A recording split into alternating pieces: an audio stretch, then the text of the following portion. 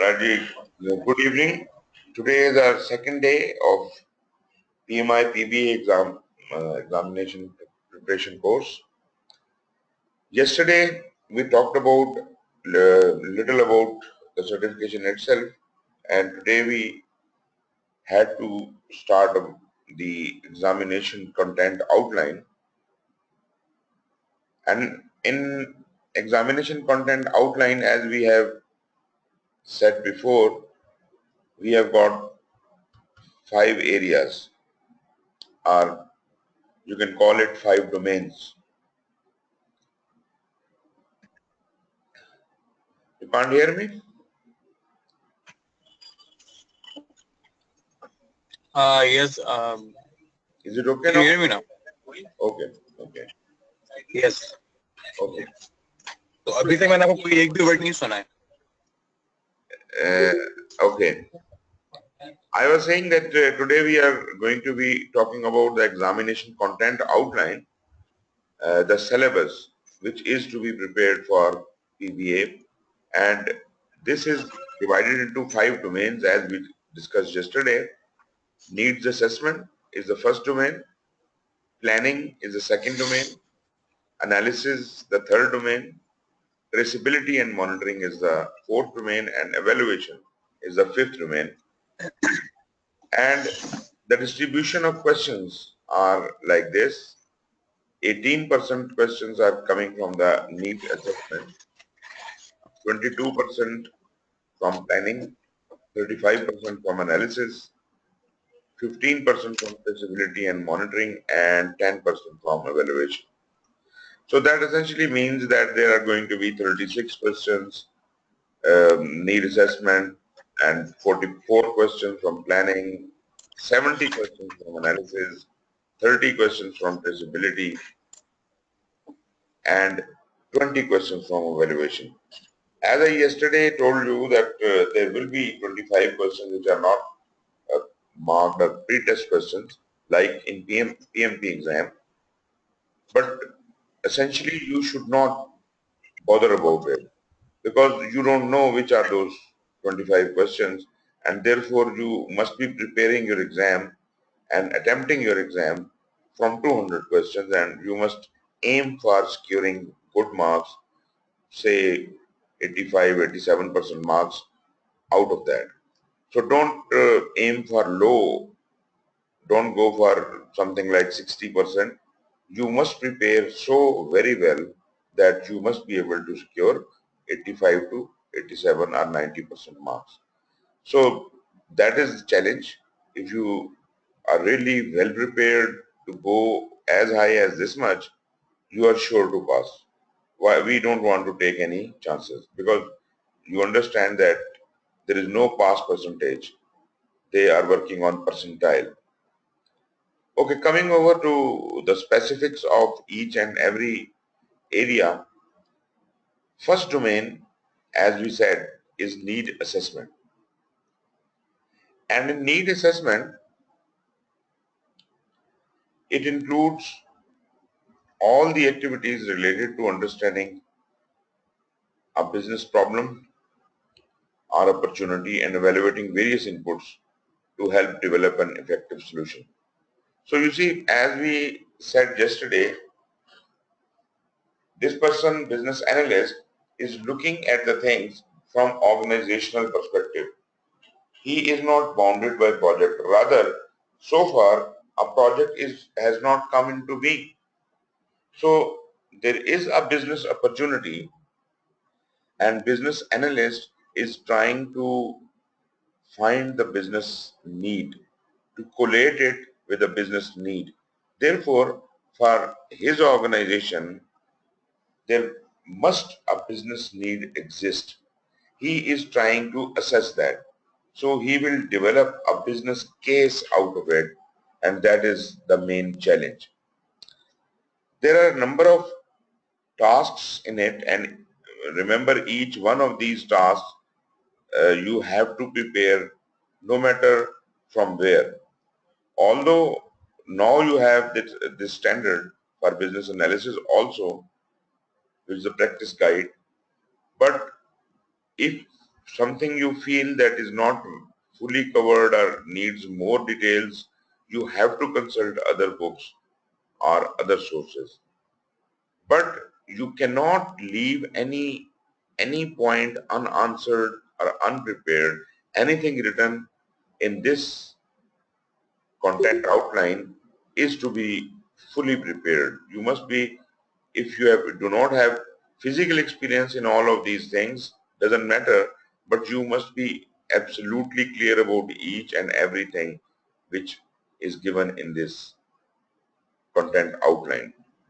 So the very first task you have is to define or review a business case, a business problem or opportunity using problem and opportunity analysis techniques in order to develop a solution scope statement and or to provide input to create a business case. So you are now preparing for the business case, and you must have a very good reason to go for the business case. So as we have been talking about, that in every organization, whatever you do must serve the organizational purpose, must be aligned with the organizational strategy. Whether it is a project or operation, whatever happens in an organization is actually for the good of the organization, and that is to be ensured. So you have to make a case, you have to see the opportunity, you have to look at the business problem. Why are you going to go for this thing? And for that, various techniques will be used. As we said, problem and opportunity analysis techniques. Like you already have heard about the benefit analysis or cost benefit analysis. So those things are to be done. If it is really feasible, only then you will be moving ahead with this. And once this is done, you will come up with a solution scope statement. This would be the basis for your business case. Second task would be collect and analyze information from a variety of sources using valuation tools and techniques to contribute to determining the value proposition of the initiative. So if you have to find the feasibility, as we also talked about, that there is going to be value management knowledge also available to you. You must be able to understand how much value this thing is going to bring to you. So to assess that value, you have to look around and collect information from diverse sources, from wherever you can get, maybe from the historical data, maybe from other sources, and you have to thoroughly analyze that. And here the tools and techniques we are talking about are for the valuation. So previously we said opportunity analysis tools and techniques, and here we are talking about valuation tools and techniques. You can make note of these things later on when we study. You can expect earmark which are the valuation tools, which are the opportunity analysis techniques, and so on and so forth. And that's how you can be very explicit about. Yes, please. Yes. Right. So we are going to do the cost business analysis, cost benefit analysis in task one. Actually, this is if you remember, cost benefit analysis is not something which is done only in one of the tasks or one of the domains. Even in project management, you have found that you did have a feasibility and you did have a cost benefit analysis at the project assessment level, and later on, when you were doing the quality control, or I mean quality planning, or for that matter risk planning, in all of those things, cost benefit analysis always you keep using. This is one of the various tools. So at this stage also the same kind of tool is going to be needed for you. So this is not only for this purpose, but yes, of course, that will be used at this stage also. But here we are explicitly calling it opportunity analysis techniques, and there could be more than benefit analysis techniques. There could be more things which could be included in that. All Right. right. All right. Now, my another question is Mhm. that this is the domain one needs assessment. Okay, and there are the different tasks we need to perform in this domain. Am I right? Right. Okay. So in tasks, what I've learned so far, that is what I'm discussing with you. In task one, we have to do the opportunity analysis, and then there are other things in task two, task three, and task four. Am I right? Yeah. Okay. Fine. And sometimes you will see that the same tools you have used in the first task, they may be used somewhere else also. Okay. Okay. Why there is so much noise there? Are you sitting in an office or somewhere? Yeah, I'm sitting in the office at my seat. So there are people around me. They're talking, and I cannot stop them to talk. Okay, okay. So I'll keep you mute. You can raise your hand whenever you want to say. Sure. Okay, so the third task is to collaborate in the development of project goals and objectives by providing clarification of business needs and solution scope in order to align the product with the organization's goals and objectives. You see, now we are getting into the preparation of defining what the project should be. So we started from a business opportunity or a problem. We carried out, we developed a solution scope statement. Then in second task, we did valuation and tools and techniques to determine the value proposition. And once that is done, third thing we need to do is to establish what should the project be doing, what should be the goal and objective of the project, and ultimately we will be justifying our business and needs and solution scope in order to align with the product with the organization's goals and objectives. So the alignment of project with the organization, we are trying to establish that. So at this stage, if you find that the project we are trying to conceive is not being aligned with the organizational goals and objectives, that will have to be fixed. So if you look at this in a way that on one side we have got the organizational objectives and goals, on the other side we are trying to establish the project goals and objectives, and you are trying to connect them through your business need and the solution scope. And if there is a connection, then it is justified. Otherwise, it is not justified. In task 4, you identify the stakeholders, like we did in project management also. By reviewing these goals, objectives, and requirements in order to that the appropriate parties are represented, informed, and involved. So generally speaking, I would say anybody and everybody who has anything to do with the project which you are trying to conceive, that they all must be identified, and their requirements then will have to be noted, and naturally that is the process of requirement elicitation that will go on. But right now we are just identifying the stakeholders, we are just doing the need assessment.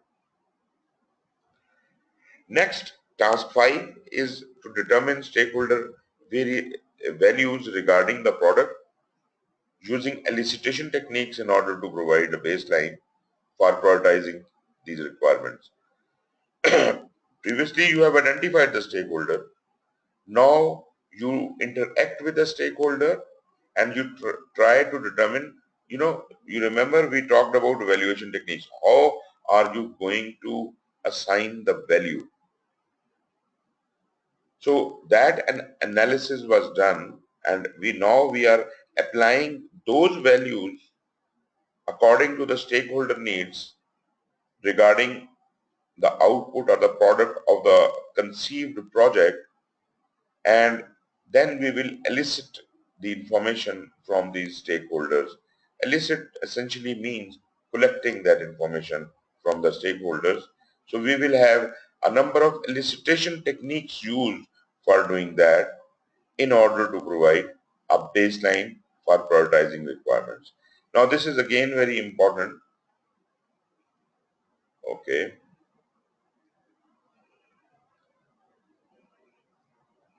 right. Is there a problem? Is the problem in the sound? Yeah, now I can hear you. All right, I have a question. I have a question.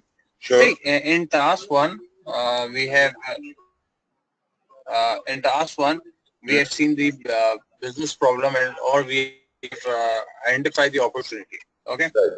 So now in task two, in task three, we have been measuring it with the company objective and organization goals and everything. Right. And in task four, we are identifying the stakeholders. Okay. Right.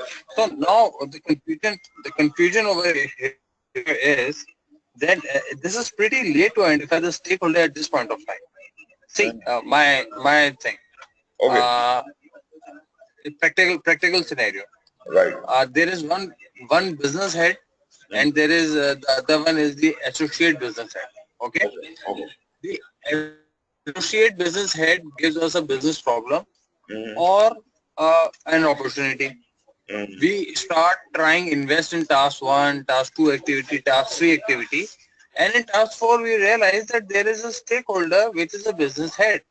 And okay. when we went to that business head, he says, "No, this requirement is not right." Mm, To okay. zero. Right. Okay. So Let me put it this way. You see, there is no project defined in the beginning. We have absolutely nothing.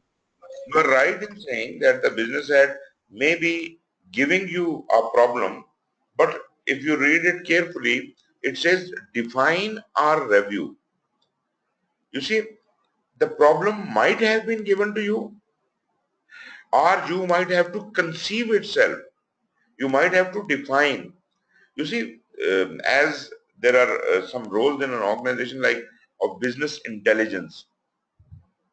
This is very close to business analysis. Rather, it is a job of business analysis.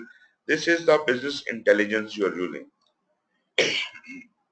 You are trying to be on a watch out. You are the eyes and ears of the organization. Whether somebody tells you about a business problem or not, you are actually responsible as a business analyst to look for any problems or opportunities. So when you conceive something, you feel like that this might be a business opportunity or this might be causing a business problem, no matter whether it has been told to you by someone, you could yourself conceive it. And once you have conceived it, at that time there was no stakeholder to be connected. First, you want to make a case out of it. I'm not saying that business case is prepared already. I'm saying you are trying to develop a a solution scope statement. Just like in project, we have to have a statement based on which you will further your plan. So far, the solution has not been found. We are just suggesting a solution scope statement. So in the very first task, I don't need the stakeholder. Now, you start looking around in the lessons learned in the history here and there, and you are not very intricately looking for the stakeholders as yet in task 2. You are just collecting and analyzing information from various sources just to test your theory that this proposal you are trying to make will carry some weight. After that, you are trying to conceive the overall scope of the project. What is the purpose of the project and will it justify with the organizational purpose? Now, These are the preliminaries you have done. Now when you have established, yes, this is something which should be done and this is also aligned with my organization, now is the time that you can look around and explicitly define the stakeholders in detail. So now is the time you are identifying the stakeholders, and in task 5, now you are interacting with the stakeholders and looking at their needs and expectations. You see, you may say that there was some stakeholder who initiated this thing or initiated this idea, but at that time you were not looking for all the stakeholders. That was an idea which came to you. You tested the idea, developed a solution scope statement, looked at the value proposition, and after having found the project goals would be aligned with the organizational objective, only then you go into the detail of identifying and determining stakeholder value. That's why stakeholder is coming later in this stage. But if you see it closely, we are trying to assess the need of the thing.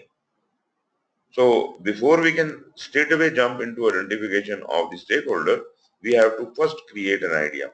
Project was a different case. In project management, we already had a contract. We already had an agreement. So the very first thing you needed to do there was to identify the stakeholder right after the charter is created.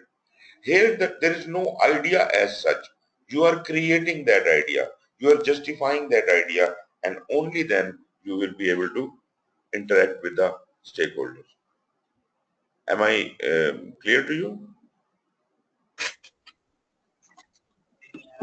Yes, you're pretty clear. So I was pretty confused with this PMP thing. That in the first step we were identifying stakeholders, but over here you have created this confusion that first we have to analyze the business problem, we Yep. have to evaluate it, then if it's okay and we have to move forward with it, then we have to identify the stakeholders. Exactly. Exactly. So that is the case.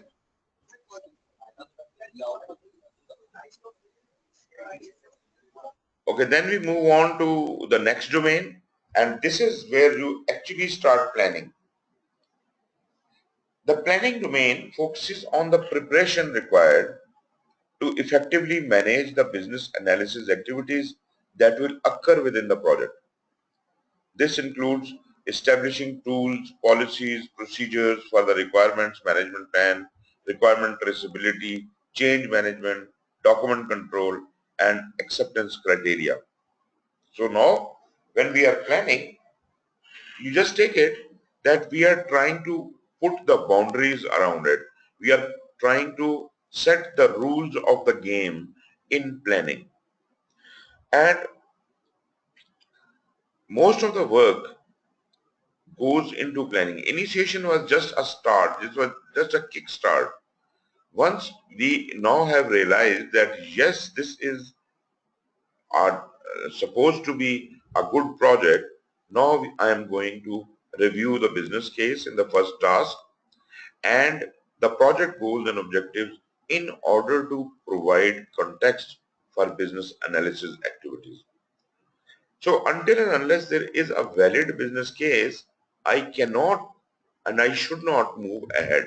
So if there is no business case created, then probably the whole story has finished in initiation. We should not carry further with this idea. Second task would be to define a strategy. You see, now the business case has been established. Now we see that yes, this should be done. Now we define the strategy for requirements traceability using traceability tools and techniques. Do you remember we also had requirement traceability in project management when we collect requirements in planning? Exactly the same way, we will have the requirement traceability tools and techniques used in order to establish the level of traceability necessary to monitor and validate the requirement. Can you tell me why do we have this traceability thing in project management, and for that matter, why should we have in um, business analysis?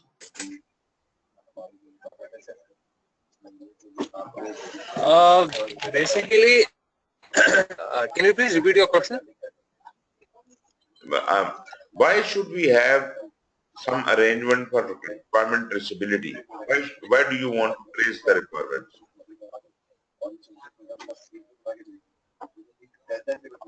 Sorry, I cannot answer you for this.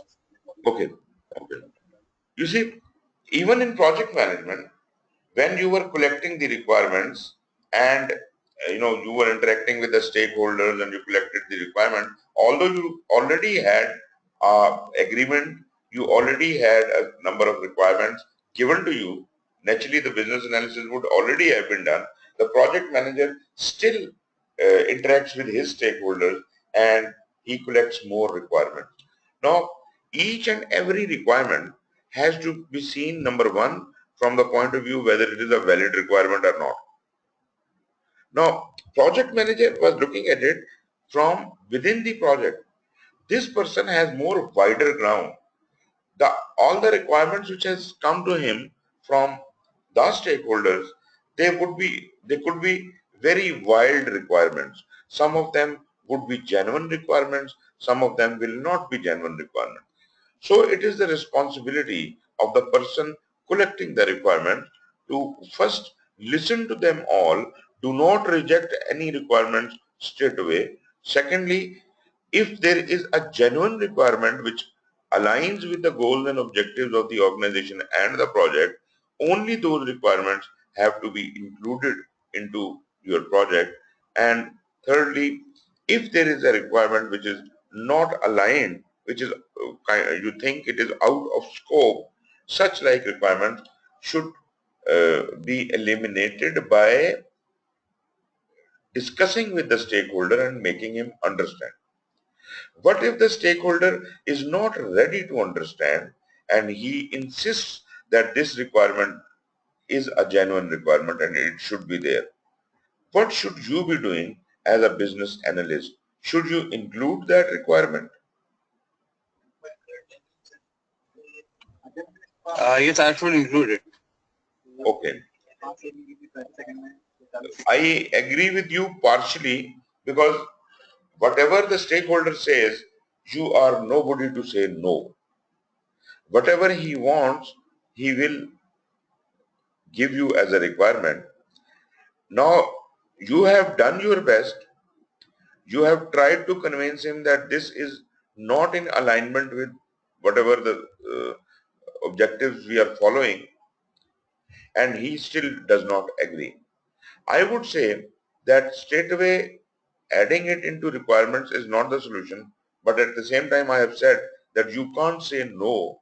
So what you should do is, this is a point of conflict, and in such conflict you have to start to initiate an issue. You are fully convinced that this requirement is not aligned with our project or our organization, whereas the stakeholder is insisting that this requirement must be included. So this is a issue. You could not resolve the issue. Now you should be using the issue escalation path. I hope you understand what is the issue escalation path. Naturally, you will forward this case to the next higher level. Issue will be forwarded or escalated to the next higher level to decide on it. So the next higher level will also try the same strategy. He will interact with the stakeholder, try to listen to their needs and requirements, and if that is not a reasonable requirement, they will try to convince it, and ultimately they may convince them. Or if not, and the issue still stands, it will move up in the path of issue escalation, and at some stage either the issue will be resolved by excluding that requirement, or you will be ordered to include that requirement in the requirements. So that is how a requirement gets included. Without justification, you cannot include a requirement. Number two, why do we need to trace the requirements? If this is a requirement which has been accepted, which you have defined that this requirement will be there, then you have to make sure that this requirement gets fulfilled. So you have to trace this requirement right from the stakeholder till the product.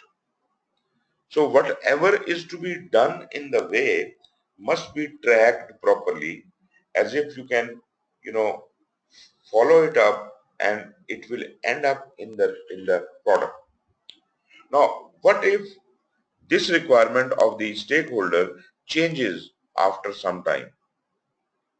When the things started, when you collected the information, stakeholder was insisting this requirement must be included, and it was included on his insistence, and later on stakeholder himself says that this requirement is no more required to be fulfilled.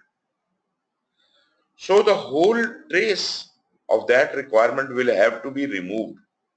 All the activities which will be done to fulfill that requirement, all the features and functions which are to be included in the product, they will have to be removed. They are no more required. So this is exactly why we need to use the traceability tools and techniques as to establish that a certain requirement still exists and is able to fulfill its required purposes. So it will establish the level of traceability necessary to monitor and validate the requirement. If a requirement is on priority, if it is an important requirement, that will be traced more thoroughly, more minutely, and if there is another requirement which just needs to be, uh, majorly tracked, that will be done accordingly. So you will prioritize your requirements and trace them accordingly. Third task, now you develop the requirements management plan. You have already collected the requirements. Now you develop, sorry, um, you have not yet collected the requirement. When you are developing the requirements management plan, you are actually developing the rules of the game for it to be included in the requirements management plan. What should be done in fulfilling, collecting the requirements? What should be the methods which are to be used for various purposes? This is to be defined in the requirement management plan. I hope, yes please. All right. Can you please stop for a second, because I need to write some points which you have been Okay, telling me. okay. So can you hold for 30 seconds only? Yeah, yeah, Let me write those points. of course.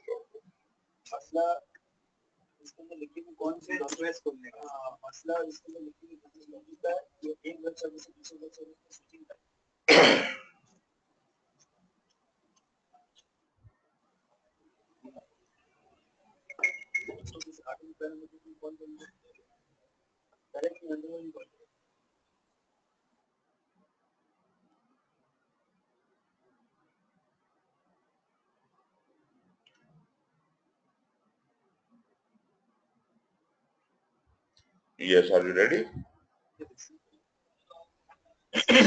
uh, 2 seconds, please. Okay.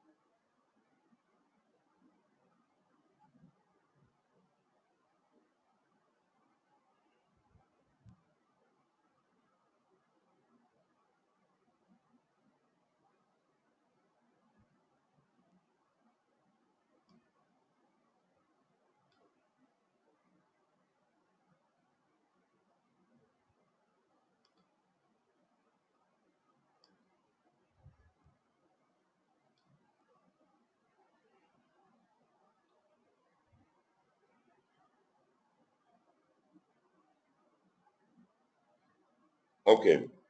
So, yes, I was on task 3 and I was saying that we have to develop a requirements management plan. And as you remember from your PMP knowledge, that whatever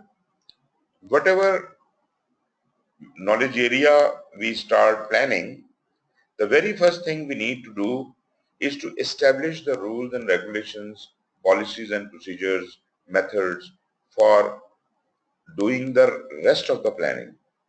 Because those guidelines we establish in the beginning would be followed in the subsequent processes of planning. So this is a good way of doing the things, that you plan ahead of time that what are going to be the mechanisms or rules and regulations we are going to be using. So we always create a management plan of that knowledge area first. Yeah, yes, Adil. So basically, there were two points you have raised. Basically, the first, I missed the, I cannot recall the first one. The other one is the requirement traceability. Right. So what was the first one? Uh, I don't remember what you're referring to. Requirement traceability. So, Okay. That was issue escalation. okay, done, sir. Issue escalation. Done, sir. Issue escalation. Right, sir. So please continue. Okay. Okay. So I hope you understand my point of view about the management plan. That a management plan is a meta plan, is a plan about the plan in which we establish the rules for that plan. So in management plan, we define the guideline and procedure for doing the rest of the planning. This we learned from PMP also. Now what we are trying to create is a requirement management plan which would explicitly define how we are going to identify the stakeholders, what will be the roles and responsibilities of those stakeholders, how we will establish, we will not be knowing the roles and responsibilities as yet. How are we going to identify the stakeholders? How would we define the roles and responsibilities? What will be how the communication protocol will be decided? What are the methods for eliciting, analyzing, documenting, managing, and approving those requirements in order to establish a roadmap for delivering the expected solution? You see, all these jobs are to be done in requirements, and all these jobs will have to be outlined and defined uh, as a rule, that when you are identifying the stakeholder, you can use these tools and this is the way you are to deal with them. These are the methods, these are the techniques. So these things will be established here in the requirement management plan. As I said, it is a meta plan. And then the remaining section of the requirement planning would include actually abiding by these mechanisms, rules, methods, and procedures and guidelines. So do not expect that we are actually identifying the stakeholder at this stage, or we are actually defining the roles and responsibilities. We are just giving the rules for doing these things. This is our requirements management plan. So this is developed in task 3. Now, abiding by this requirement management plan, we will do the tasks,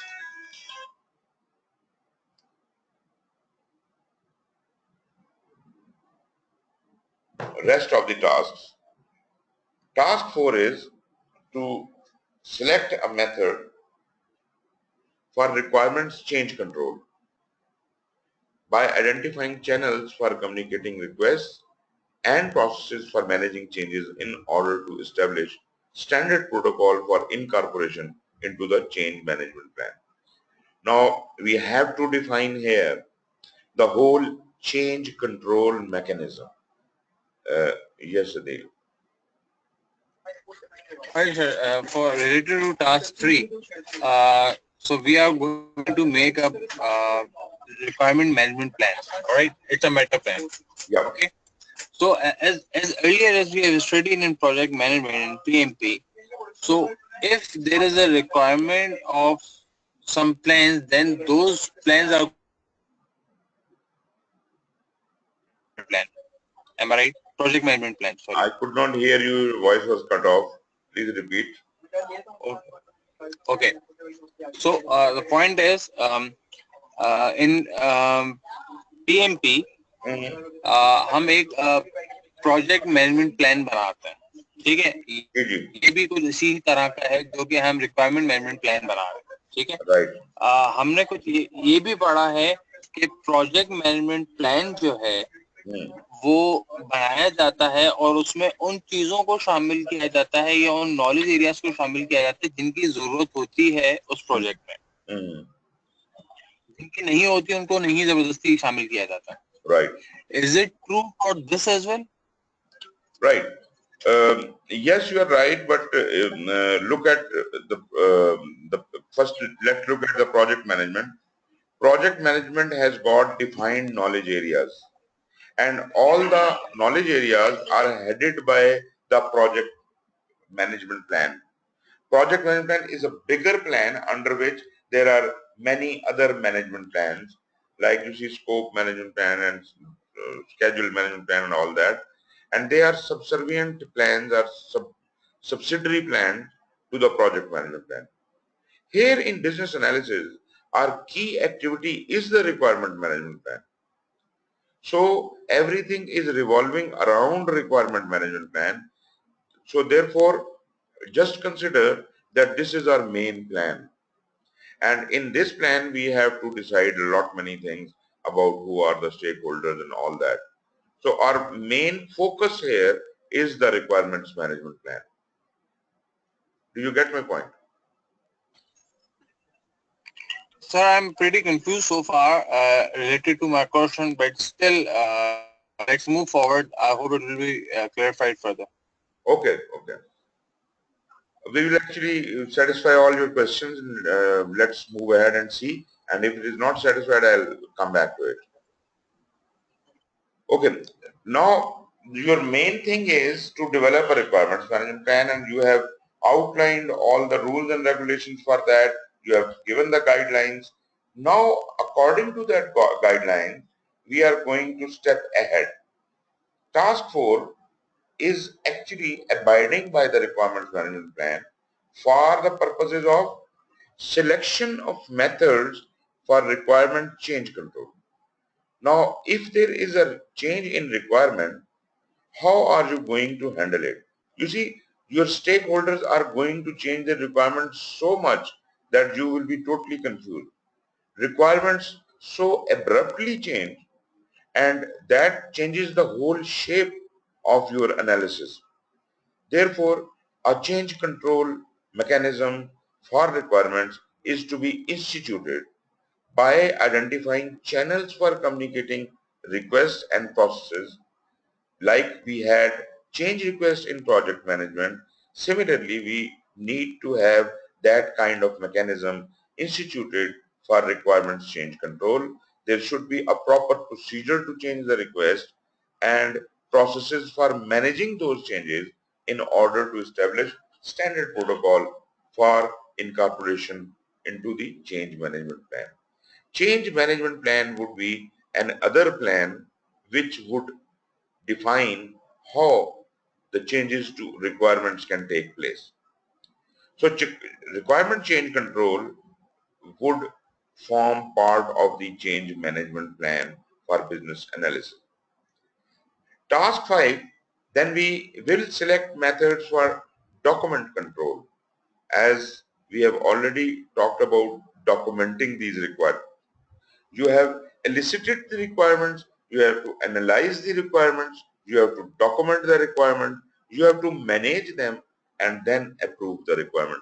This is the cycle you have to go through it. So the first thing you have done, you have instituted a change control mechanism, and then you are selecting methods for document control. What is document control? Essentially, this is the configuration management. You are keeping the traceability of various versions of various documents, or for that matter various requirements. The first requirement, initially the requirement was this, then it was changed to this, then it was changed to this. So with every change control, you had amendment to the requirement, and you have to keep all the copies of the requirement in your record properly tagged as versions. So select methods for document control by using documentation management tools and techniques in order to establish a standard for requirements traceability and versioning. This is how you will be able to trace the requirement, what was the initial requirement, what it became, and what it became later. So every version will speak of that. But naturally, we will be following the latest version of the requirement. So proper version control has to be done, and this is, in other words, it is called the configuration management. Task 6 is to define the business metrics and acceptance criteria. You see, when you determine a requirement or whatever, anything you need to measure, it has to be measured against something. There must be some scale, and usually if you do not have a scale, then you create a scale.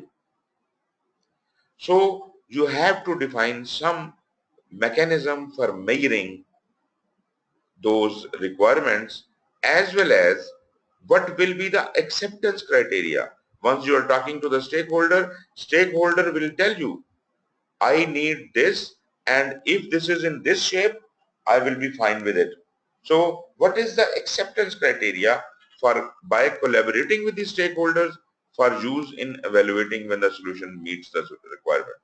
So what we are trying to do, we started with a problem and we are trying to give a solution which will come out in shape of a deliverable. The requirements are collected from the stakeholder, and we are not only collecting the requirements, we are also asking him to define what are his expectations.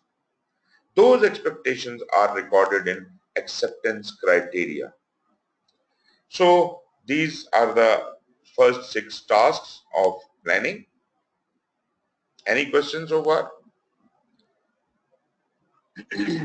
Sir, and her first question is I cannot see task 6 completely. So can you please scroll down your screen? Okay. I can I can try to refresh the screen.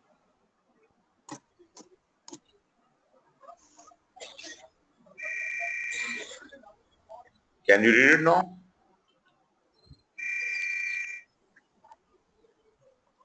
The session is being. No, I cannot.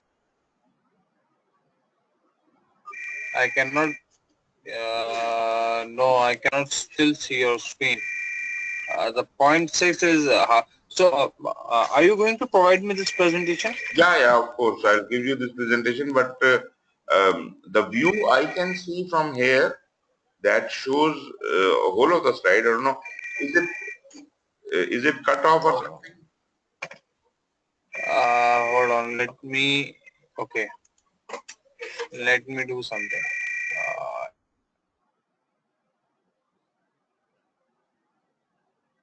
Yeah, it's basically cut. The screen is cut. So what I'm going to do is I'm just going to zoom out. Okay. Okay. You can do one thing else. Do you have the ECO in front of you? Do you have a copy of the examination content outline?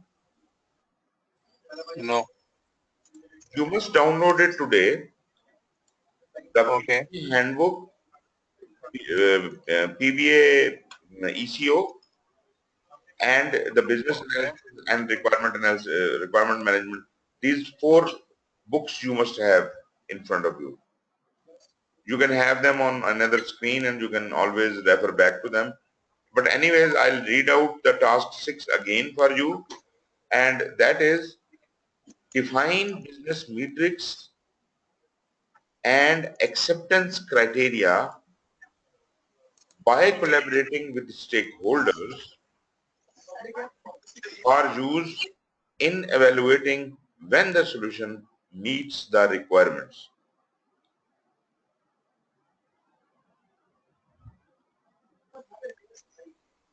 Okay. Fine. So now, yes, please. So in task 6, we are going to mention the acceptance criteria which is being accepted by these relevant stakeholders. This is what we are going to mention. Exactly. The how we will measure it and what will be the ultimate acceptance criteria. These are the two things we are going to give out in this. Sir, can you please repeat the second thing? The first one is the acceptance criteria. Acceptance criteria. First thing is the metric. How are you going to measure it? And Okay. How we are going to measure second it? is the acceptance criteria. So these were the 5 tasks of planning. Now let us move on to the analysis part of it. Now I hope you can see the whole slide. There are 5 tasks. Can you see all 5? The fifth one is still, I cannot see the fifth one.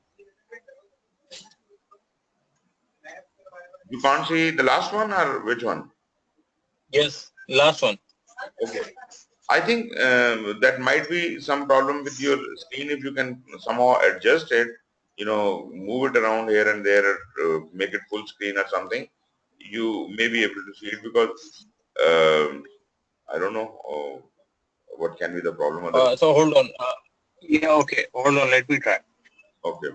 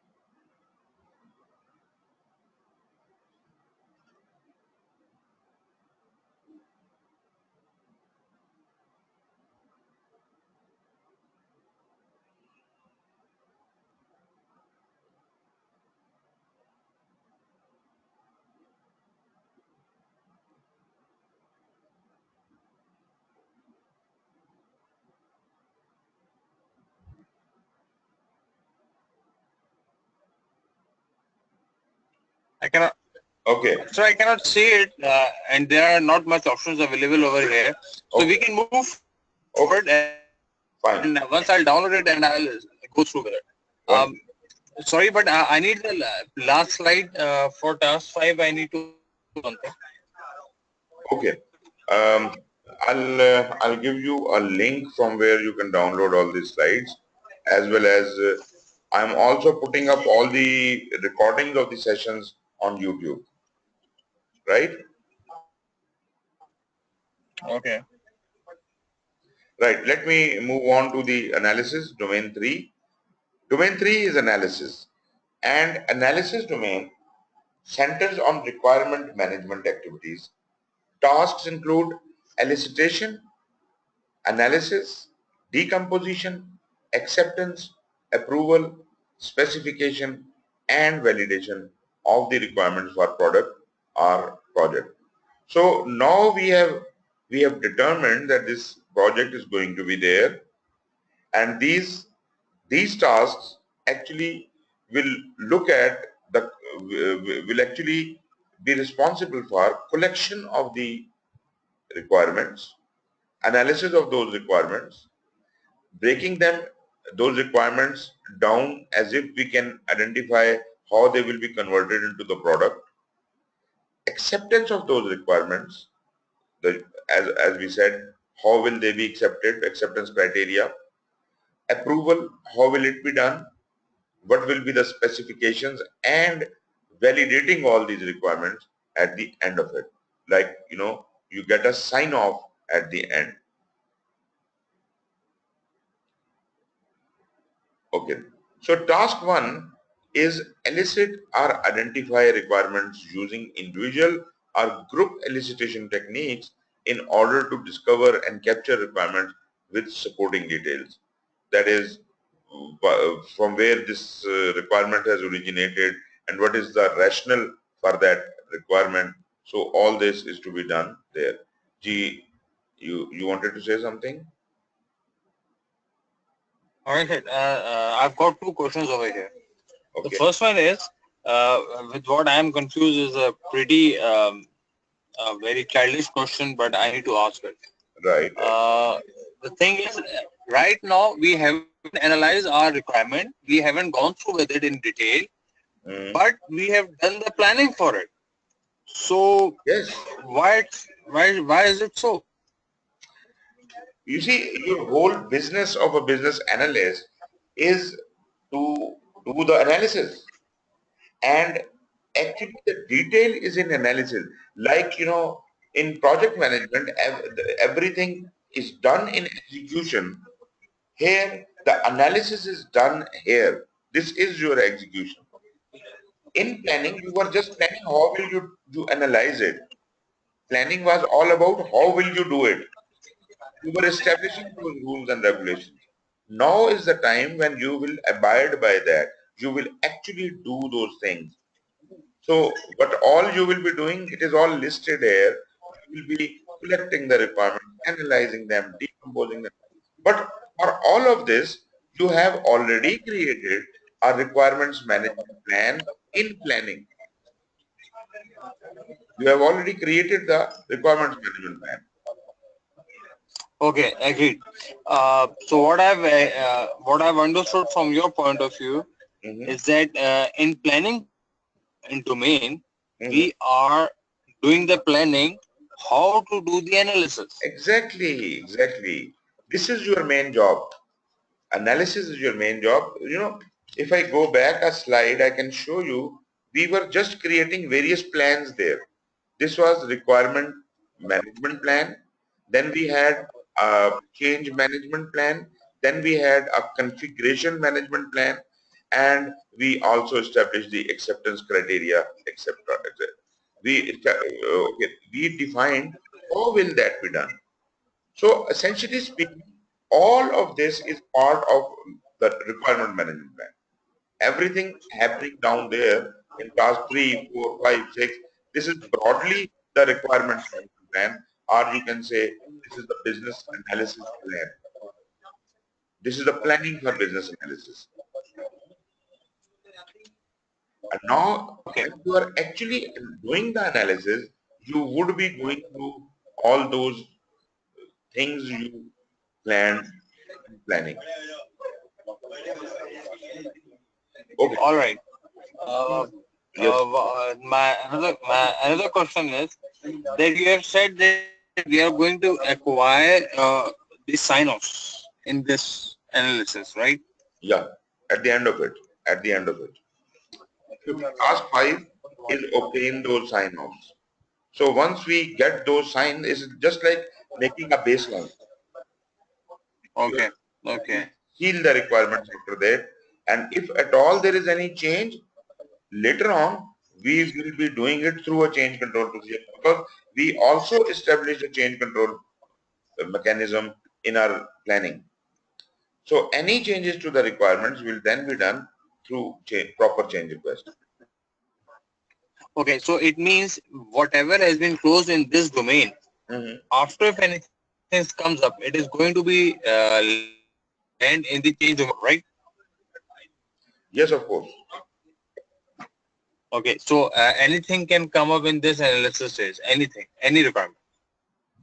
Yes, of course. Analysis, we'll collect the requirements and we'll do all this thing and we will baseline the requirement and later on there can be any change request and then we'll go through the same thing and we will again baseline it.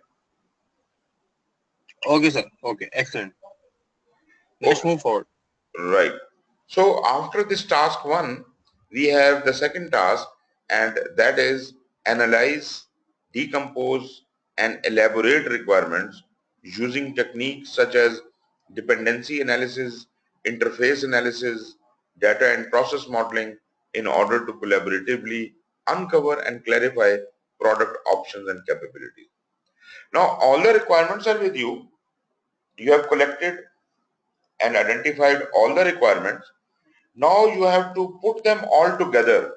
You have to analyze them, and you have to, you know, decompose them in such a manner that those requirements are properly elaborated, and you could use various techniques like what depends upon what. It is just like, we used to do sequencing in project management. Here you will do the dependency analysis. What is dependent on what other requirement? What is the connection between those requirements? Interface analysis. And you will develop the process data flows, process models, and that will exactly show how a requirement will be fulfilled. I am not exactly talking about a Gantt chart kind of a thing, but I am talking about a process flow. So you will use various modeling techniques, and you will develop a data or process model or flow in order to collaboratively uncover and clarify product options and capabilities. So once you have understood a idea, and you can put it on paper in form of a workflow like a, process flow, you have done this job. You have properly analyzed and decomposed all of your requirements into a workflow. That is exactly the output of the task 2. Moving on to the task 3, that evaluates the product options and capabilities by using decision making and valuation techniques in order to determine which requirements are accepted, deferred, or rejected. Now this is the time where we said we collect all the requirements and then we analyze the requirements. You have collected all the requirements. The process of issue escalation and all that happens here. If a requirement is genuine, it is accepted. If it is low priority requirement, it will be deferred. And if there is a requirement which is not in alignment with our goals, it will be rejected. But again, this is not your decision. This might be your boss's decision, or the escalation path will define who will have what decision power and how will you evaluate these techniques. So there would be valuation techniques, like valuation techniques are some exactly like cost benefit or something, where you judge whether this thing is viable or not. If you find it is no more viable, then you can recommend a defer or rejected status, which can be escalated as an issue to the next level by the stakeholder, and he can get it approved. But for the time being, you must have some mechanism of judging. So those techniques are called valuation techniques. Task 4, in this we allocate accepted and deferred requirements by balancing scope, schedule, budget, and resource constraints with the value proposition using prioritization, dependency analysis, and decision making tools and techniques in order to create a requirements baseline. Now we are trying to finalize the requirements, remaining within the constraints of scope, time, and cost, or resources, whatever you want to call it, and ensuring that there still is a value proposition in the mechanism we are suggesting, and the requirements are properly prioritized, proper dependency analysis has been done, that is the workflow is proper, and for that you will be using the decision making tools and techniques.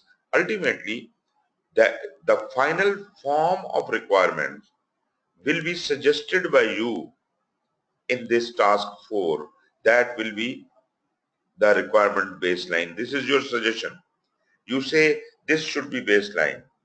Now, on your recommendation, in task 5, you will obtain the sign off on those requirement baselines using again the decision making techniques in order to facilitate stakeholder consensus and achieve stakeholder approval. Okay, you want to say something?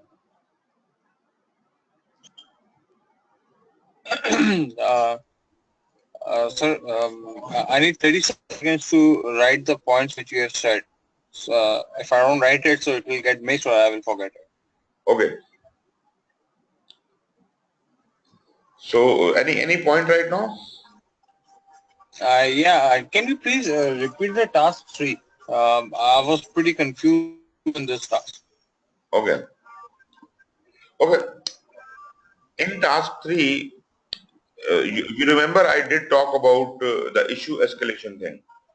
It says there are Yes. so many requirements coming to you. There are so many stakeholders and they're telling you so many things. There must be a filter with you. There must be a mechanism with you by which you can decide which requirements are good enough and which requirements are not good enough. So this decision making tool will tell you those requirements which are completely in alignment, you will accept them. Some of the requirements are in alignment, but they will be, of low priority. They can be fulfilled later. So such like requirements will be deferred. And those requirements which do not coincide with your, purpose, with your alignment, they are rejected. This is your decision right now. But if the stakeholder insists, this will be forming up as an issue and the issue will be escalated to the higher level. Now, as I said before, the higher level may decide that your decision was wrong and this should not be rejected, this could be included. We must keep a note of this, make a note of this, that stakeholder is the boss. I am doing my best. My duty is to sort out all the requirements, so I have sorted them out into accepted, deferred and rejected. Accepted and deferred are anyways okay, but the rejected items, if they have any problem with that, they can always take it up as an issue. Yes, please.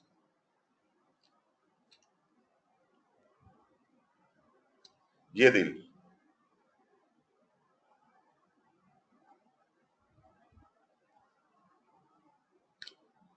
Sorry आपका mic off था जी अब बोलिए जी, जी. So my question is that in task 3, why the business analyst is going to provide his decision?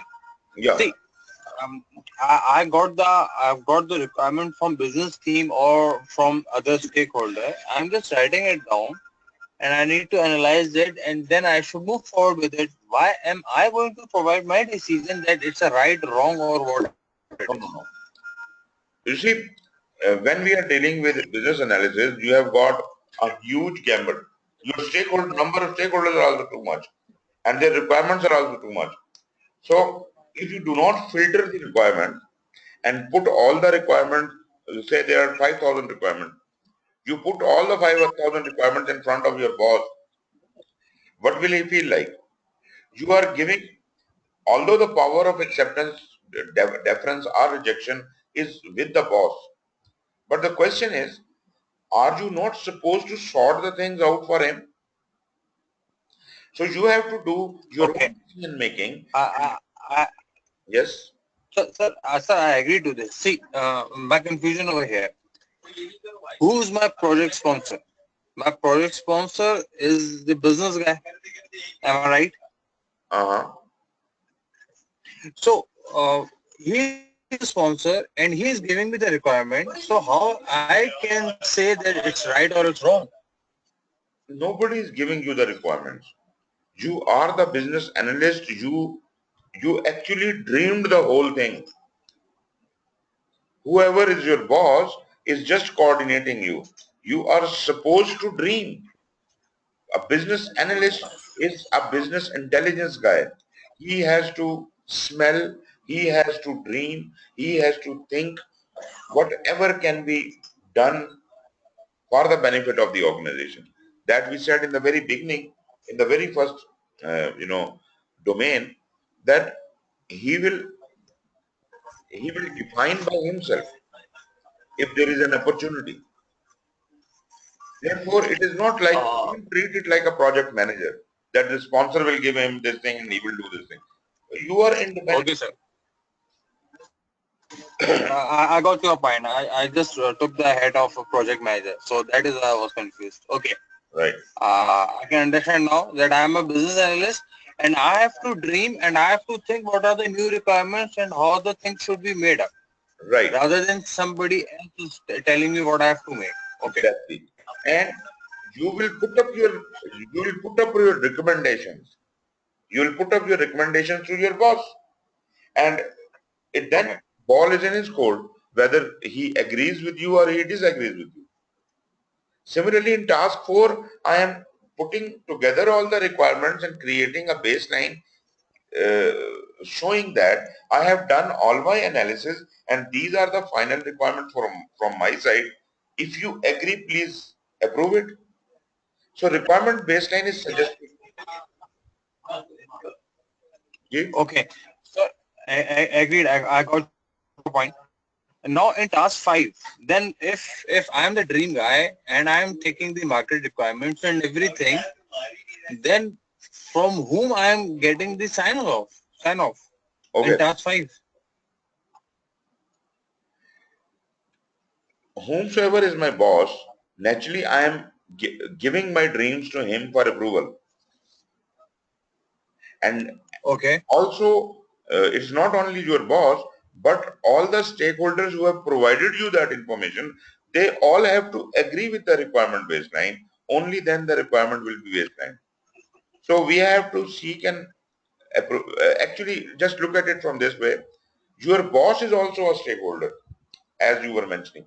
Your boss is also a stakeholder, and there are many other stakeholders. I have to convince them all that this is what you want. I have collected information from you and this is the final picture. If you all agree with it, please sign it off.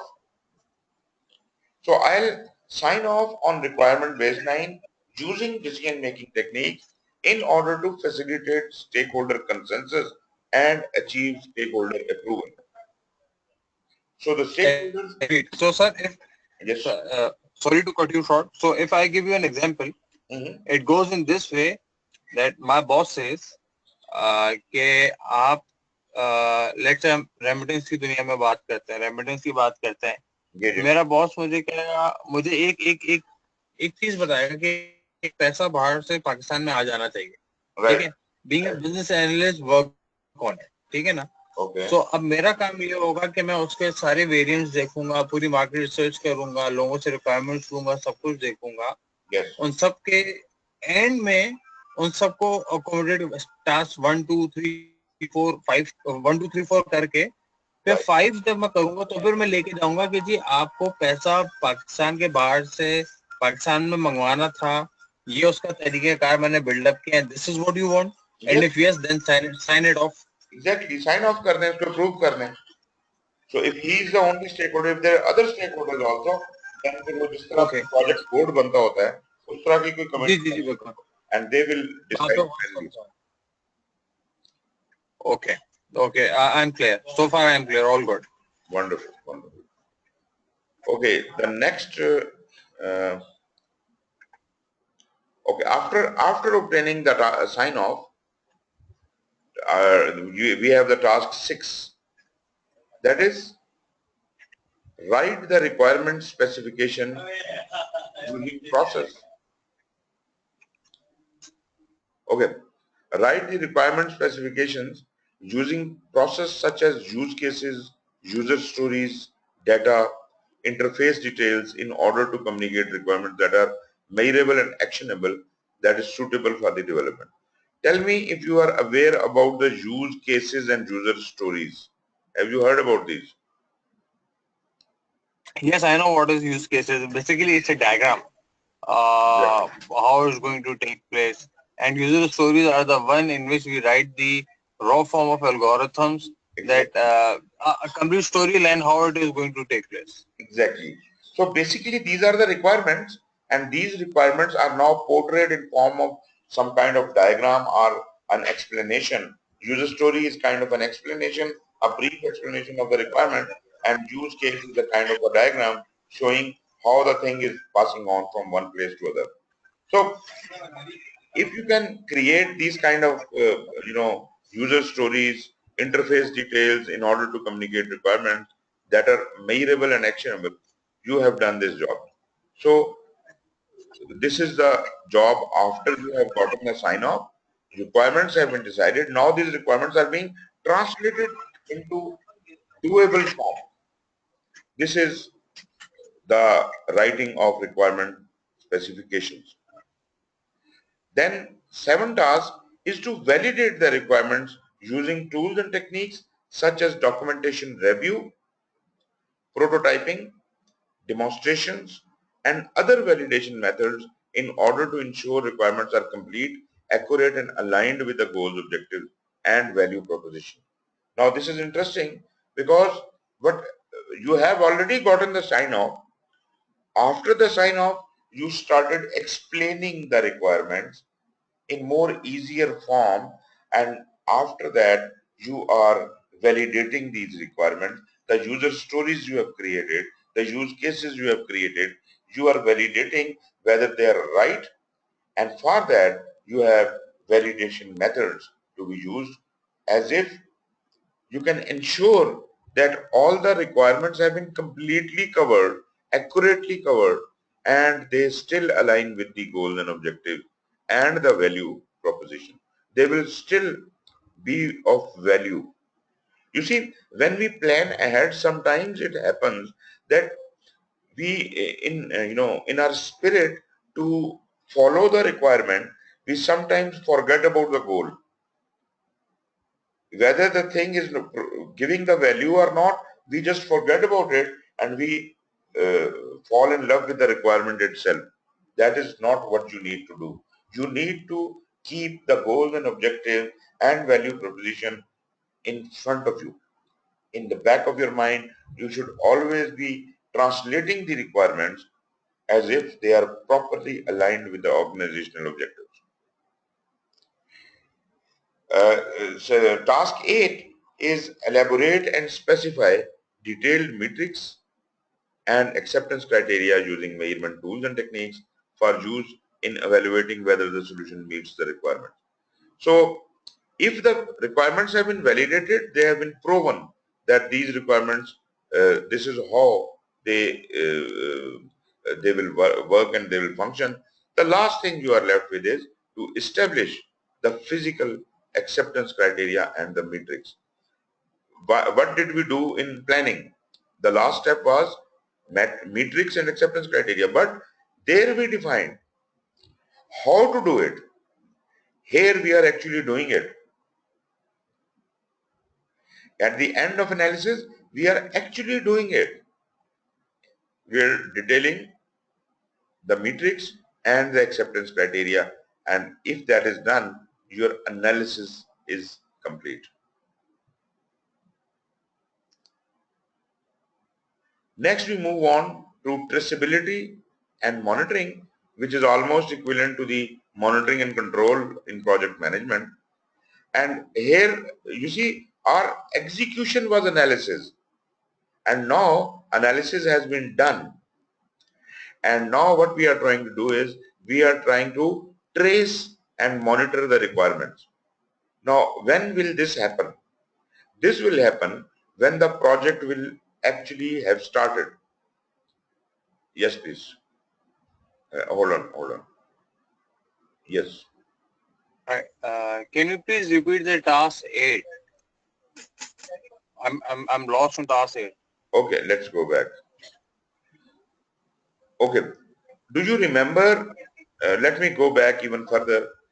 In planning, the last task 6 was define business metrics and acceptance criteria by collaborating with stakeholders for use in evaluating when the solution meets the requirement.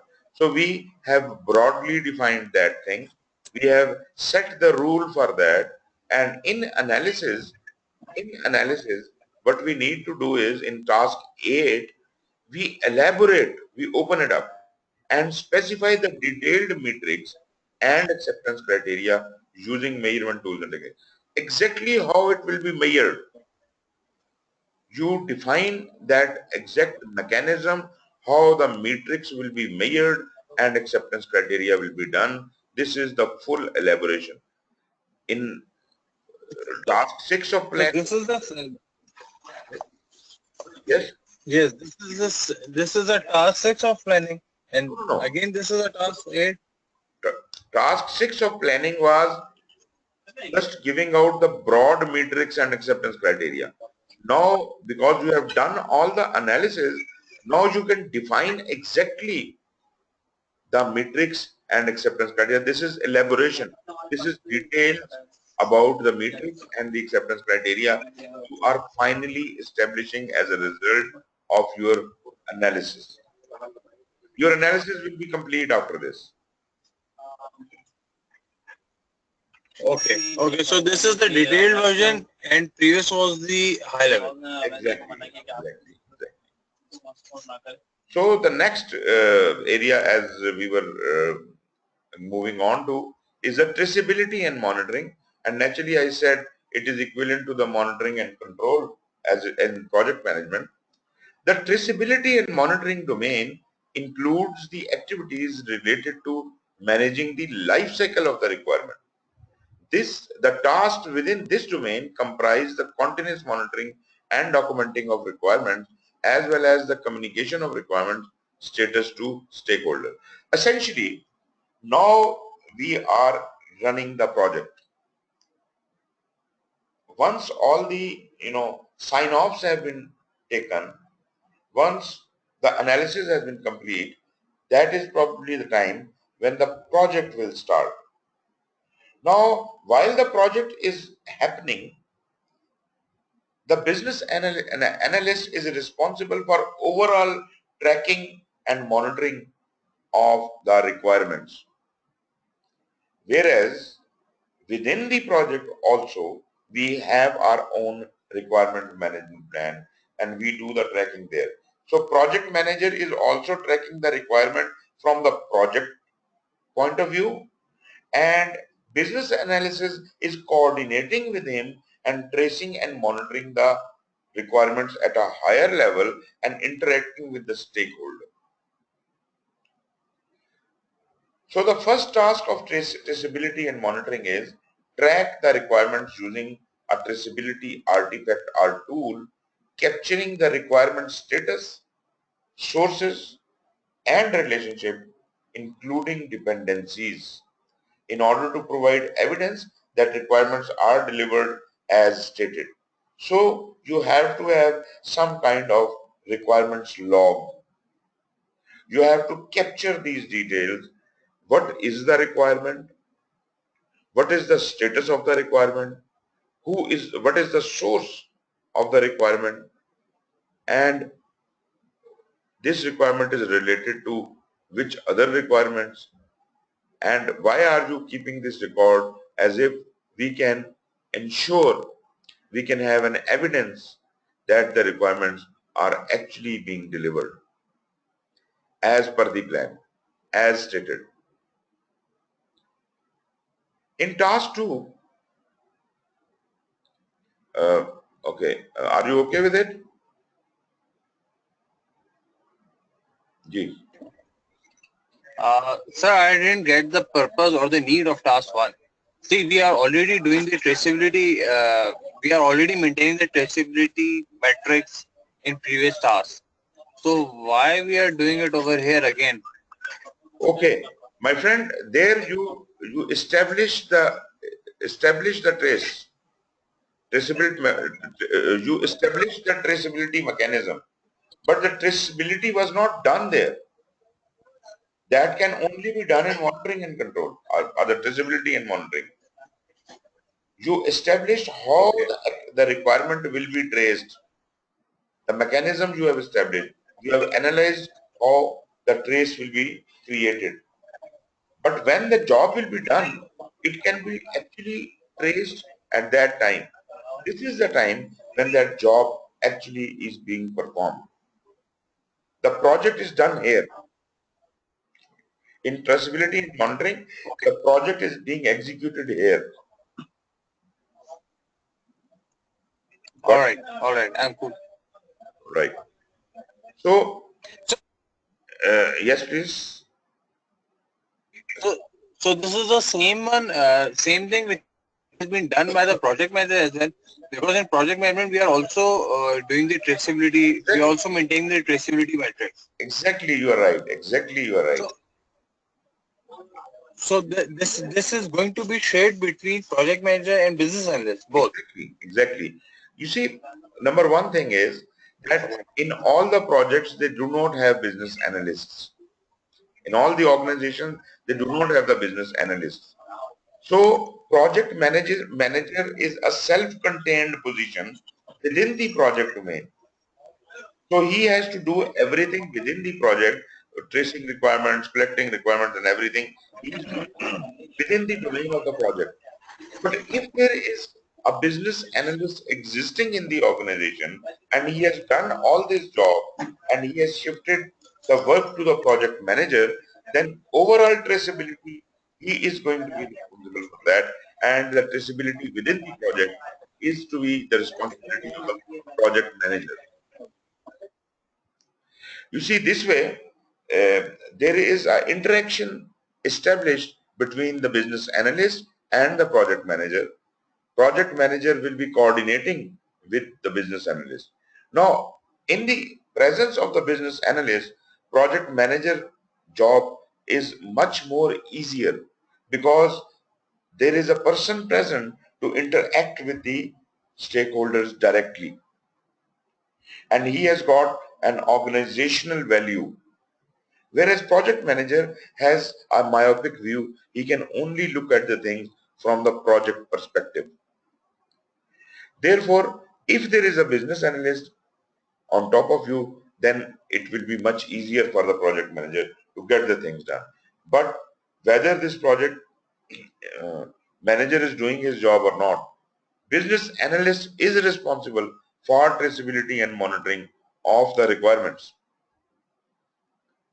right? So he deals with the overall requirement. So that was our task one, to track the requirements using traceability artifacts and tools, capturing the requirement status, source relationship, etc.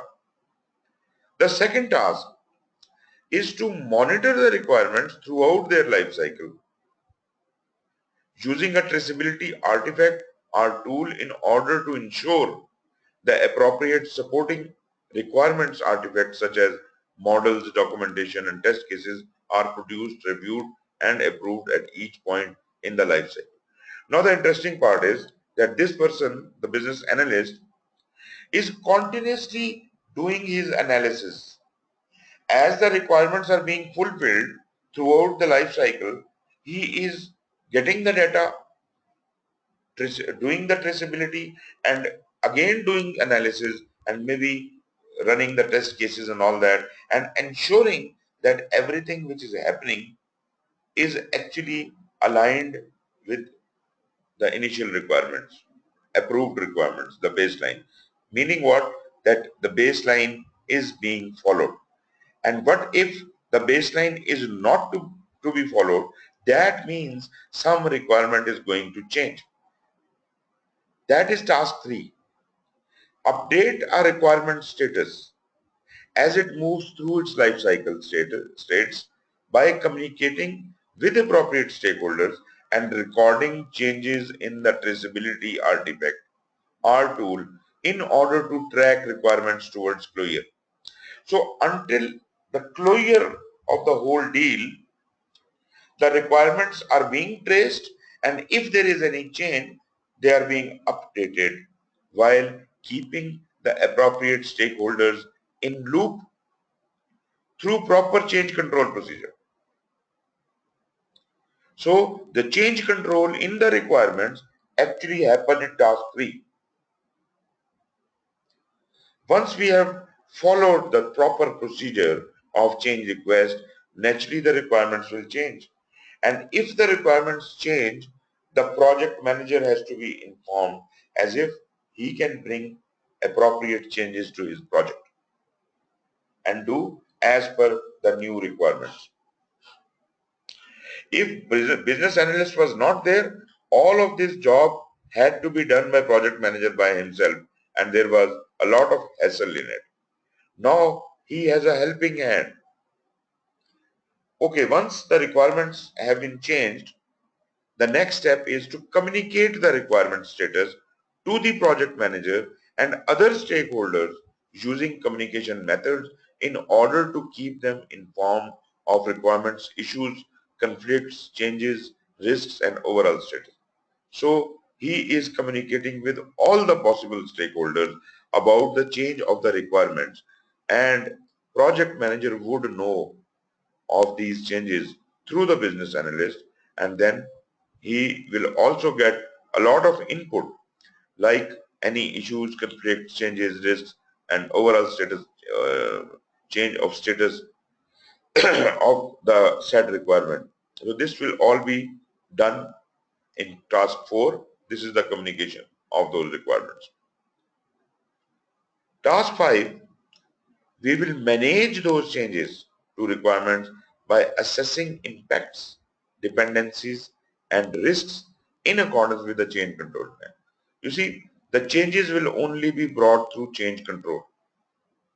So we will manage each change properly through proper assessment of its impacts, dependencies. If this change is impacting any other requirement or any other item, that would be also changed, and if there are any risks, we have to monitor that. And comparing to the requirements baseline in order to maintain the integrity of requirements and associated artifacts. And so that means if there is a change in requirements, the baseline will change. So this was traceability and monitoring.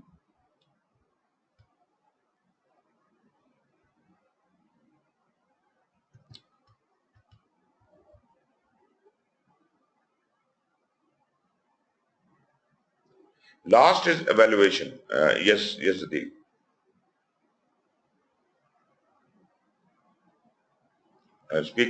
Speak now. Okay. So what I see over here is, can you please go to the previous slide, Okay. domain 4? Yep.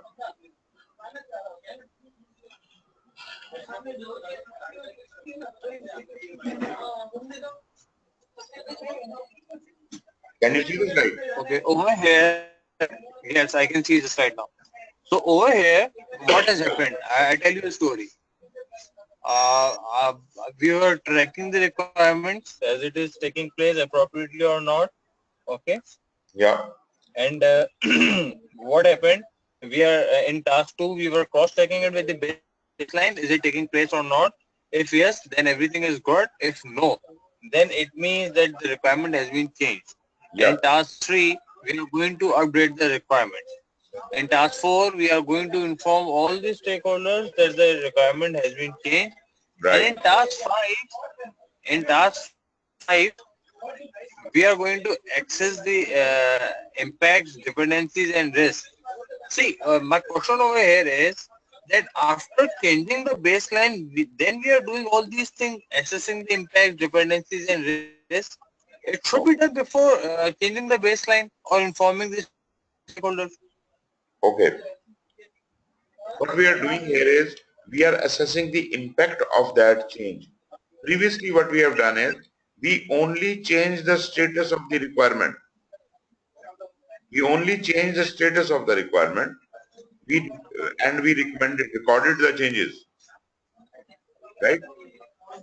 Okay. Through its lifecycle states by communicating with appropriate stakeholders and recording changes in the traceability artifact. So we are just recording the changes. And then we are communicating to the people that these are the changes which are impacting us, and these will be the issues and conflicts and changes. Now, and the last step, we are bringing it into the baseline. We are looking at the impact of those changes and risks and all that, and ultimately we are updating the baseline here. You see, baseline is not mentioned in task 3 or 4. Baseline is mentioned here. Okay. So it is being based in Okay. task 5. Okay. So my point was valid that it should be done at the end. So what you are saying is that it is being done at the end. Yes, yes. Then is Okay. the fifth and last domain, that is evaluation, and this is equivalent to closing of the project. The evaluation domain includes activities that relate to the assessment of how well the delivered solution fulfills the requirement and meets the business need. So this is the post-mortem of the whole thing. Tasks within this domain include testing the solution, determining if there are any gaps, and obtaining the final sign-off that the things have finally been delivered and the benefits have delivered to the organization. So final sign-off will be done in evaluation. We have 4 tasks here. First of all, validate the solution test results, reports, and other test evidence against the requirement acceptance criteria in order to determine whether the solution satisfies these requirements. So acceptance criteria is that gauge. If that is fulfilled, then the solution has satisfied the requirements. So we have to validate that, and for that we may have to do some reports or test results or produce some kind of evidence which will show that the acceptance criteria has been met. Next step would be analyze and communicate the solution's identified gaps and deltas using quality assurance tools and methods in order to enable stakeholders to resolve discrepancies between solution scope, requirements, and the developed solution. As I said, this is the post-mortem. You are not going to go back and correct those things, but we are recording these things for the lessons learned. So we are doing a post-mortem, and here what was the scope of the solution, what were the requirements, and what is the status of the developed solution, what are the lessons learned out of it.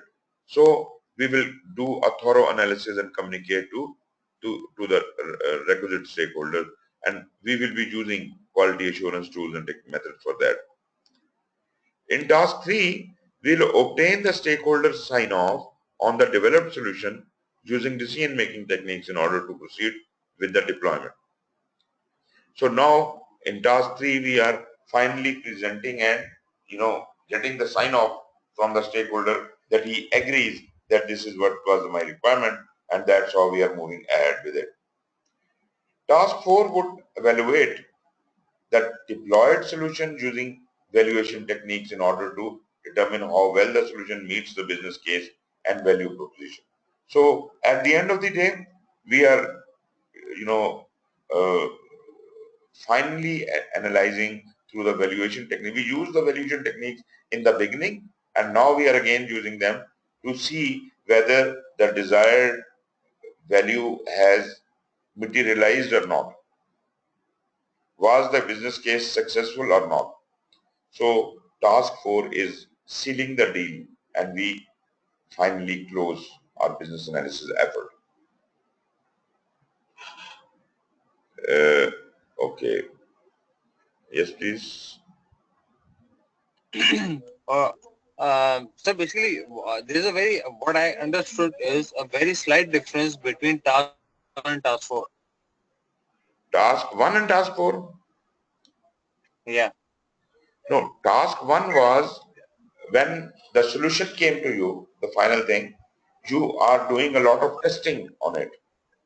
You are ensuring that acceptance criteria is met. So that was more of a user acceptance. This is a post-mortem. Evaluation is we are finally signing it off that this was the objective to be met and this was the objective which was met. And Okay. I mean to say, task 1 of domain 5 and task 4 of domain 5. yeah, In exactly. task 1 of domain 5, we are just validating we were validate the solutions, test results, reports, and other test evidences. Yes. That how it went, right? No, no, no, no. This is only to look at whether the requirements have been met or not. This is Task 1 is only about the acceptance criteria. We establish the acceptance criteria. Have the acceptance criteria been met or not? Right? This is minute level acceptance. Task 4 is the overall analysis, whether the value proposition which was expected, that has been achieved or not. Got it?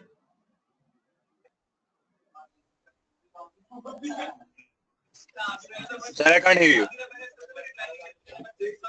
Okay.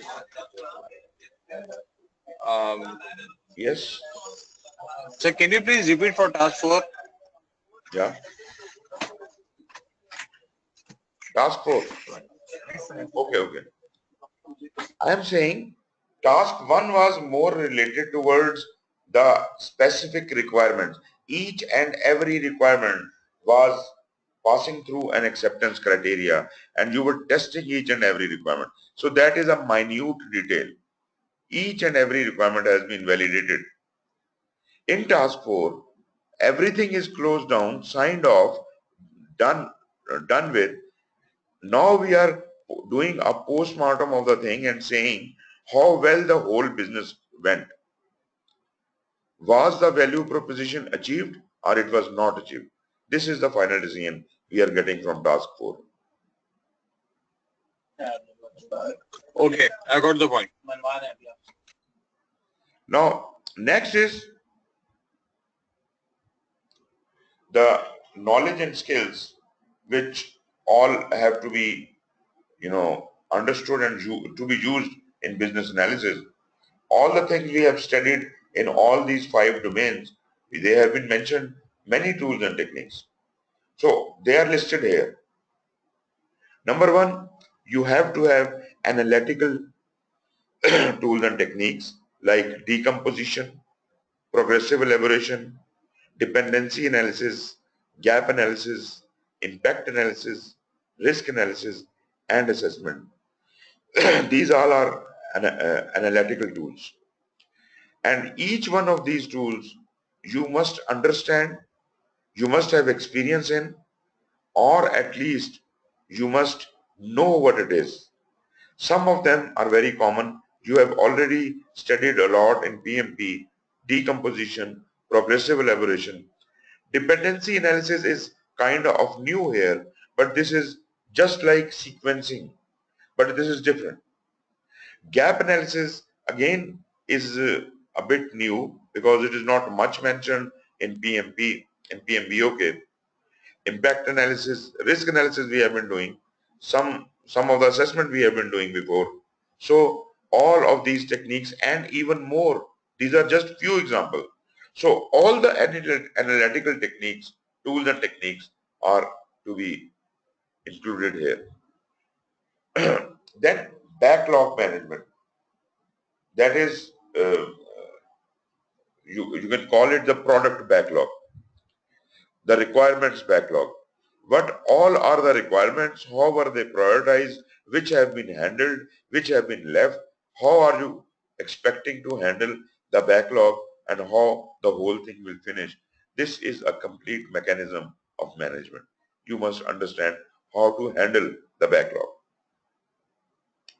There are the business rule analysis tools and techniques, which include the decision tables, decision trees, and rule catalog. I hope we already understand the decision tables and decision trees from PMBOK. Rule catalog, we will see what it is, but this is also a kind of a table on which you check out that which business rules have been followed and which have not been followed.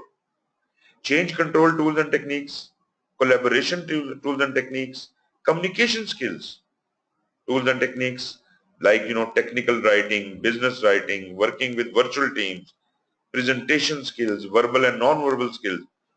These are the skills we have studied in project management and otherwise also. Conflict management and resolution tools and techniques, again we know about them. Contingency planning, we had been doing that in project management, so we understand what a contingency planning would be. Data analysis tools and techniques like data modeling, data dictionary, state diagrams, and various other methods for data analysis. So they all will be used here. Decision-making tools and techniques. We have Delphi technique, you know about it. Multi-voting also we have studied in PMBOK. Consensus building and options analysis. So I don't think any one of these tools is very strange, but some of these things might appear, as new to you. So we need to learn more about them. Moreover, these are not the only tools listed here. In every category, you can have even further more tools available, and you must have as much knowledge of each tool as possible. So this was the knowledge and skills.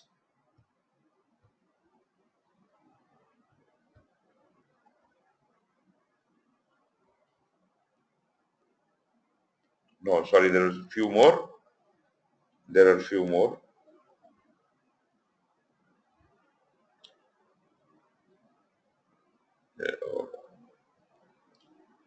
Tell me if you can see this next slide from 21 onwards.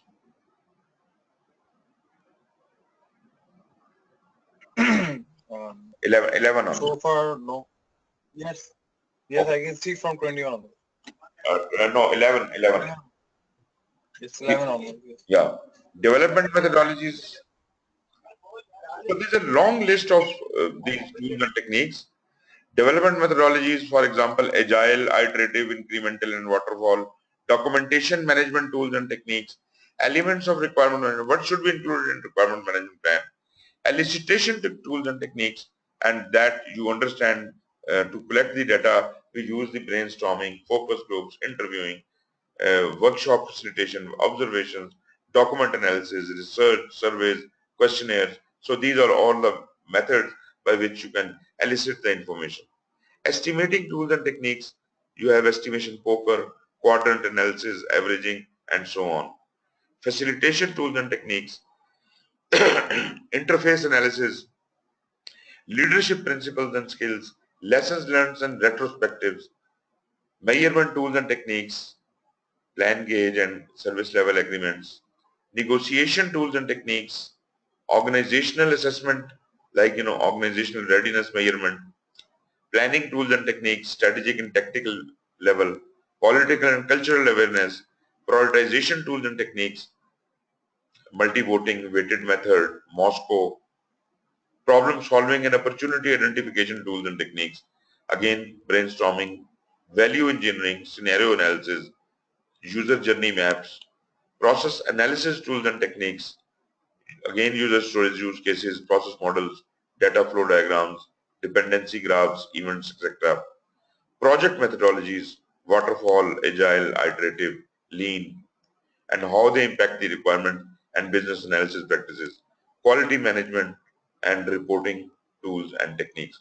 So this is just a long list of all these requirement traceability tools and techniques, requirement types like business requirements, stakeholder requirements, solution requirements, etc.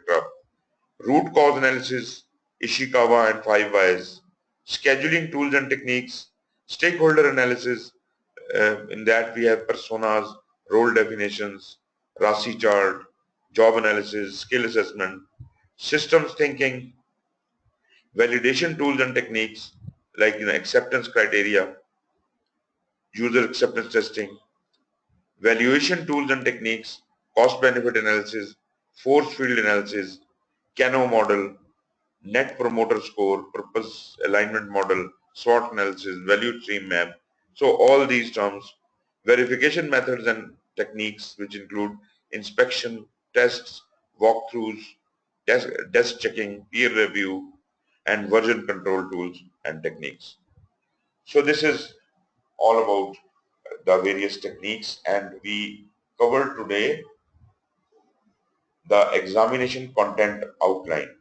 We did not need to explain everything here because naturally we have the whole course designed for that.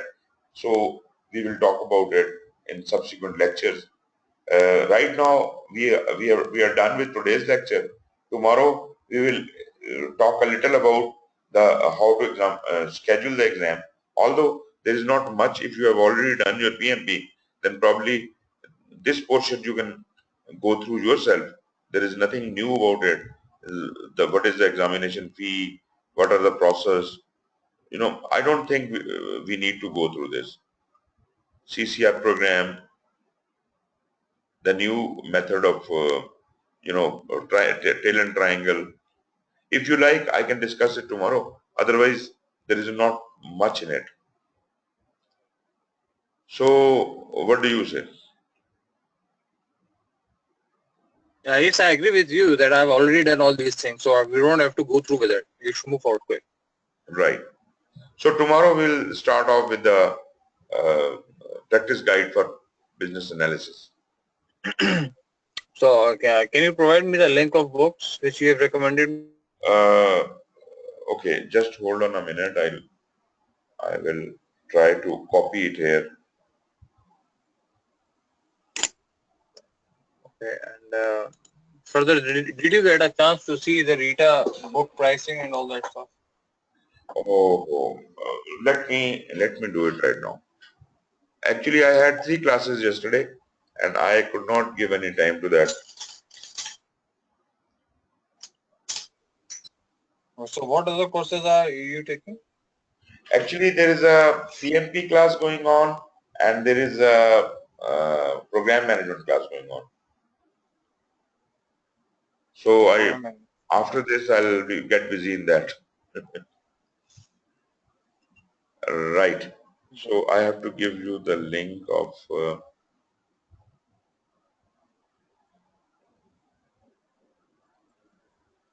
Just hold on a second. I'll just hunt it down. Sure.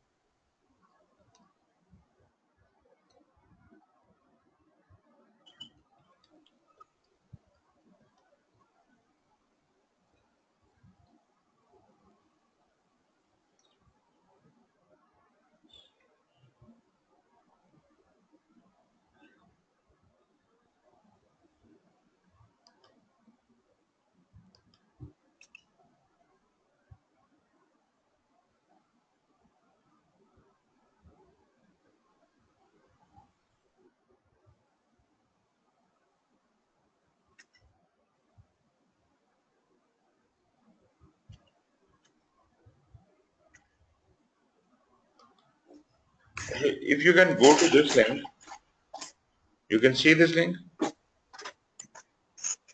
Yes, I can see. Okay, try to access it, and I can give you more material also. Here you will find what?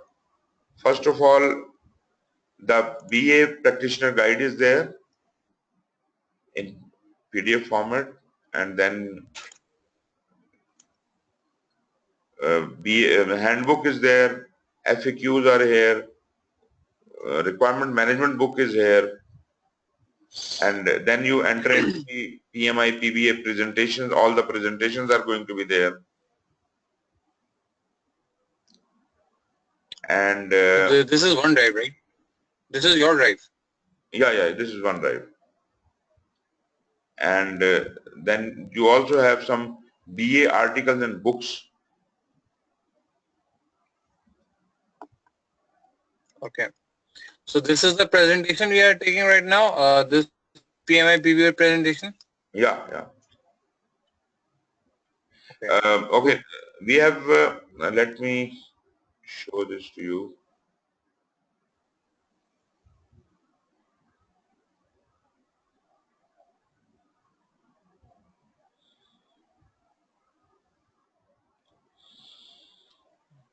Sorry.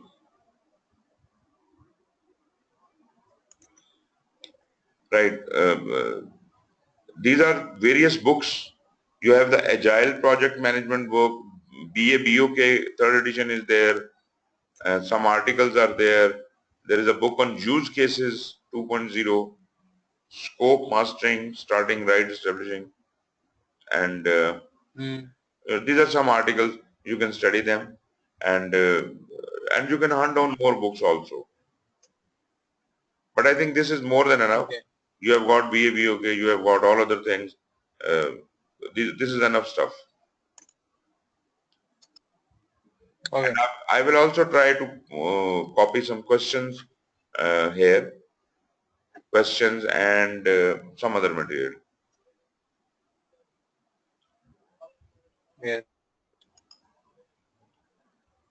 So I have to download this presentation first. Yeah, of course. Of course.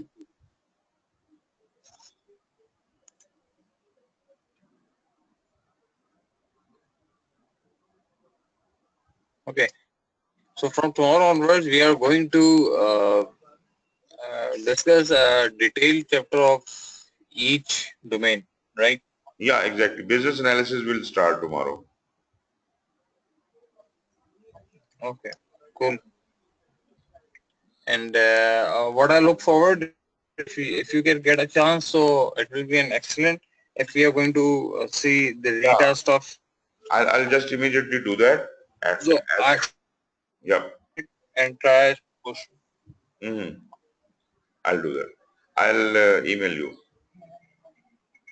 Yeah, I'll wait for your email, because if I'm going to order it today or tomorrow, or you're going to order it, so it will take another 4 to 5 days. Yeah, of course, of course.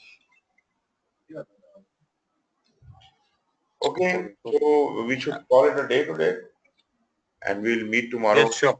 at the same time. Thank you very much. Take care. Thank you, sir. Thank you. Thank you for your session. Oh, Allah Hafiz.